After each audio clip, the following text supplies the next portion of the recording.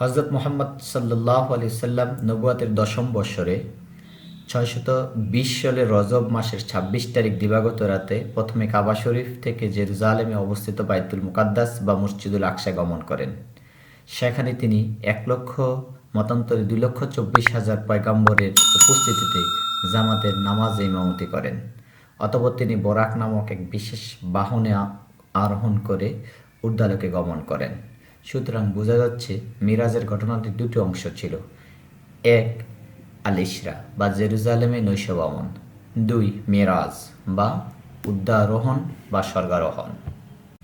নবুয়াতের ১০ম বছর ২৭শে রজব তারিখে মুহাম্মদ সাল্লাল্লাহু আলাইহি ওয়াসাল্লাম আবু তালিবের মেয়ে হিন্দার, যার ডাকনাম ছিল উম্মে হানি, এর বাড়িতে অবস্থান নিয়েছিলেন।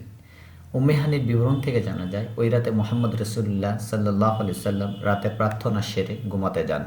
খুব ভোরে মুহাম্মদ সাল্লাল্লাহু আলাইহি ওয়াসাল্লাম উঠে সবাইকে জাগালেন এবং নামাজ আদায় করলেন। হিন্দেও তার সাথে নামাজ আদায় করলেন। নামাজ শেষে নবী করিম সাল্লাল্লাহু আলাইহি ওয়াসাল্লাম তাকে জানালেন, ও উম্মে হানি, এই ঘরে আমি তোমাদের সাথে প্রার্থনা সেরেছি, যেমনটি তোমরা দেখেছ। তারপর আমি পবিত্র স্থানে গিয়েছি এবং সেখান থেকে প্রার্থনা সেরে এসেছি। তারপর তোমাদের সাথে ভোরের প্রার্থনা সারলাম, যেমনটা তোমরা দেখছো। আমাদের নবী মুহাম্মদ রাসূলুল্লাহ সাল্লাল্লাহু আলাইহি ওয়াসাল্লাম মহান আল্লাহ রাব্বুল আলামিনের সান্নিধ্যে যাওয়ার এই সফরের পথিমধ্যে যাদেরকে সাক্ষাৎ পেয়েছেন, কী কী জিনিস দেখেছেন, সকল বর্ণনাগুলো হাদিসের বিখ্যাত গ্রন্থ সহিহ বুখারীতে এসেছে, যার সারসংক্ষেপ আমি আপনাদের সামনে উপস্থাপন করছি। রাসূল করিম সাল্লাল্লাহু আলাইহি ওয়াসাল্লাম কাবা গৃহের উন্মুক্ত অংশে হাতিমে ঊর্ধ্বমুখী হয়ে শুয়েছিলেন। তখন ফেরেশতা জিবরাইল আলাইহিস সালাম তার নিকট আসলেন। অতঃপর নবী করিম সাল্লাল্লাহু আলাইহি ওয়াসাল্লামের বক্ষে ঊর্ধ্বসীমা থেকে পেটের নিম্নসীমা পর্যন্ত চিরে ফেললেন, তার হৃৎপিণ্ড বা কল্পটাকে বের করলেন। অতঃপর একটি স্বর্ণপাত্র উপস্থিত করা হলো, যা পরিপক্ক সত্যিকার জ্ঞানবর্ধক বস্তুতে পরিণত ছিল। কলপটাকে জমজমের পানিতে ধৌত করে তার ভিতরে ওই বস্তু ভরে দেওয়া হলো এবং কলপটাকে নির্ধারিত স্থানে রেখে বক্ষকে ঠিকঠাক করে দেওয়া হলো। অতঃপর খচ্চর হতে একটু ছোট, গাধা হতে একটু বড় শ্বেত বর্ণের একটি বাহন উপস্থিত করা হলো, যার নাম বোরাক, যার প্রতি পদক্ষেপ দৃষ্টির শেষ সীমানে যেতে সক্ষম।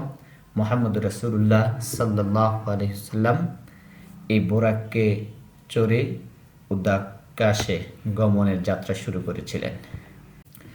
নবী আলাইহিস সালাম প্রথম আসমানে হযরতে আদম আলাইহিস সালামকে, দ্বিতীয় আসমানে হযরতে ইয়াহইয়া ও হযরত ঈসা আলাইহিস সালাম, তৃতীয় আসমানে হযরতে ইউসুফ আলাইহিস সালাম, চতুর্থ আসমানে ইদ্রিস আলাইহিস সালাম, পঞ্চম আসমানে হারুন আলাইহিস সালাম, ষষ্ঠ আসমানে মূসা আলাইহিস সালাম এবং সপ্তম আসমানে হযরত ইব্রাহিম আলাইহিস সালাম সহ সবার সঙ্গে তিনি সালাম এবং বাব বিনিময় করেছিলেন।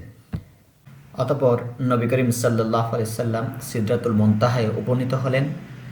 তা এক বড় প্রকাণ্ড কুল বিশেষ বৃক্ষ, যার একটি কুল জহর অঞ্চলের তৈয়ার বড় বড় মটকার নেয় এবং তার পাতা হাতির পাতার নেয়। জিবরাইল সাল্লাল্লাহু বললেন, এই বৃক্ষটির নাম সিদরাতুল মুনতাহা।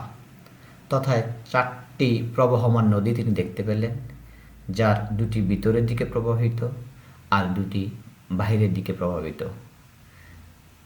ভিতরের দিকে প্রবহমান 2টি নদী হচ্ছে সালসাবিল ও কাউসার নামক 2টি নদী, আর বাহিরের দিকে প্রবহমান 2টি নদী হলো ভূপৃষ্ঠের মিশরের প্রবাহিত নীল নদ আর ইরাকের প্রবাহিত ফেরাত নদী।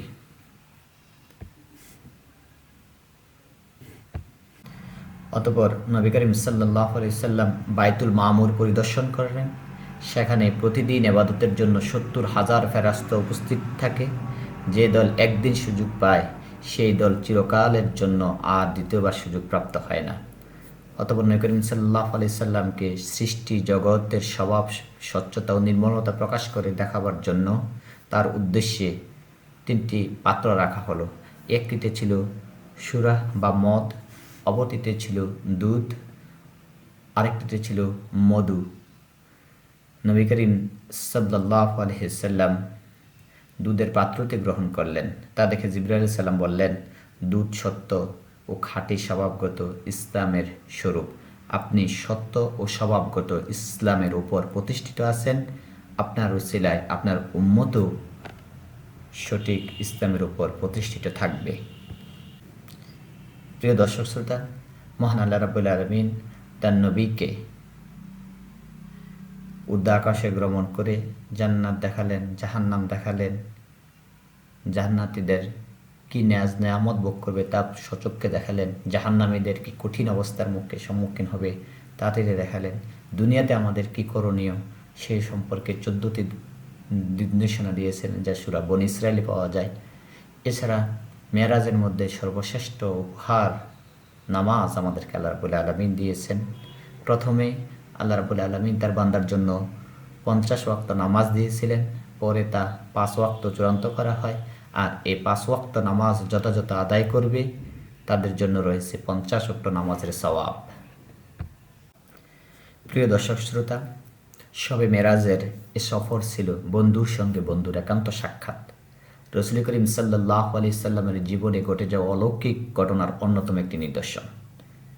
মুমিন মুসলমানের উচিত রাসূল করিম সাল্লাল্লাহু আলাইহি সাল্লামের এই সফরের পাওয়া নেয়ামতগুলো আঁকড়ে ধরা, শাস্তির বিবরণ থেকে শিক্ষা নিয়ে তা থেকে বিরত থাকা, হুকুম হাকামগুলো যথাযথভাবে মেনে চলা। তবে উম্মতের জন্য সার্থক হবে নবী করিম সাল্লাল্লাহু আলাইহি সাল্লামের আরশে আজিমের প্রেমময় এই সফর।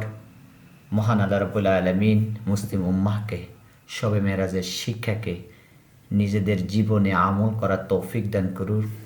আমিন। আসসালামু আলাইকুম ওয়া রাহমাতুল্লাহি তাআলা ওয়া বারাকাতুহু।